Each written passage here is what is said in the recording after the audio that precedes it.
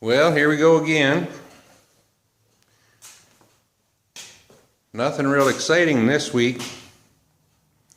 What you see in front of you, the rims, painting those was about all the excitement I had. And the backs of them are black. The black is not a actual factory. There would have been less gloss at the factory. But that just happened to be some black that I had kicking around. Thought might as well get it used up. And having a little more gloss to it, it won't hold the dust, especially brake dust, as bad. And then the front sides are the correct silver for that vintage Camaro, Corvette, Chevelle, whatever they all happen to be. But anyway, I'm sure everybody's got their business associations running ads about buy local, support local, all that kind of thing.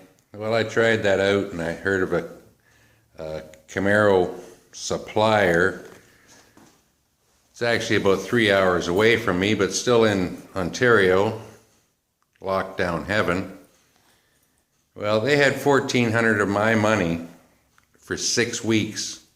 And I got zero out of them. So finally I lost my sense of humor this week. Told them, you just refund my money and we're done. Oh, well, we'll give you a store credit. No, you're sadly mistaken. So anyway, I reordered everything that I've still been waiting for out of a guy I deal with in New York. Hopefully I'll see that next week. I did get some of the glass so I can start back on the, I did get some of the parts for the glass, sorry. And so I can get back at that, which means I'm moving the car again. I was hoping for one more move. Tires are also becoming an issue. So we'll see how that all works out. Time does fly when you're having fun. It's actually about 10 days later. I know I mentioned a few videos ago that I was going to do the scuff and buff on the trunk lid, which when I did, I put a big burn scar in it right along the outer edge. So my only cure for that was that I repainted the entire trunk lid.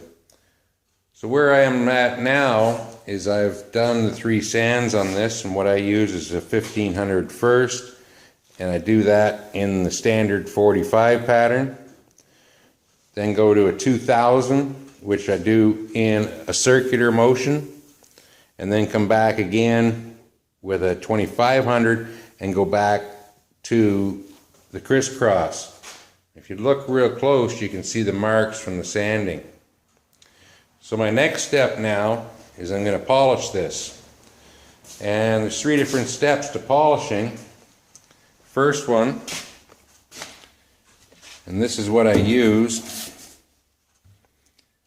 mainly because that's what I'm used to and it works for me.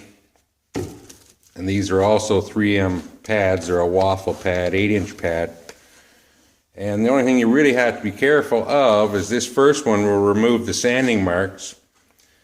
Is you've got to keep the pad moving continuously. You can't stop or it'll burn. So anyway, I'll give you another look at what this looks like now, and I'll bring you back after I've done the first buff. Thought I'd just bring you back here. That I only did half just so I could show you, and remember that's only the first buff, first compound, compared to where it started. Okay, that's the first buff. And you may be able to see it on the camera. You'll see what looks like shadows or scratches. Not sure what you want to call it.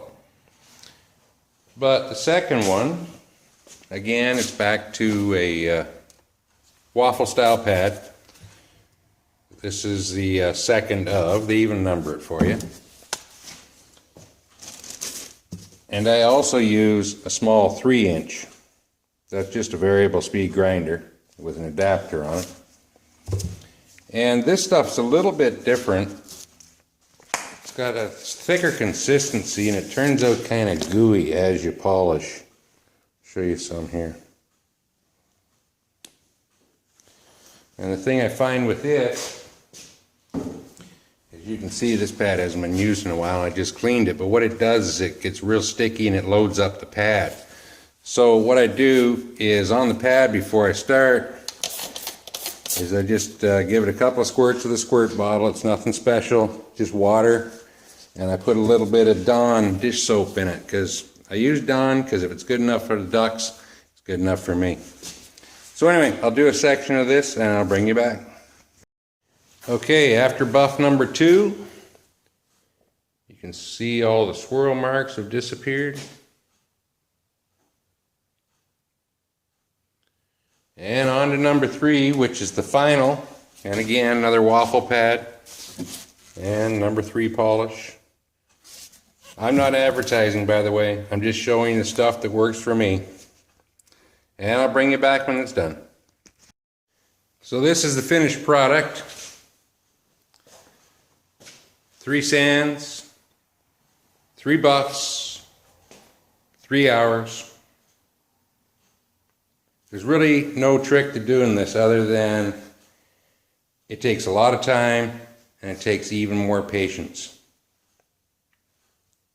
Anyway, I would normally cut this video off, but I do have something that's kind of related to this tomorrow. It's actually from another project. So I think what I'll do is I'll do that tomorrow, add it to the end of this video, and we'll see you then. Well, a slight change of plans, and it's back. So we'll catch you up later on what's been going on. And until then, catch you next time.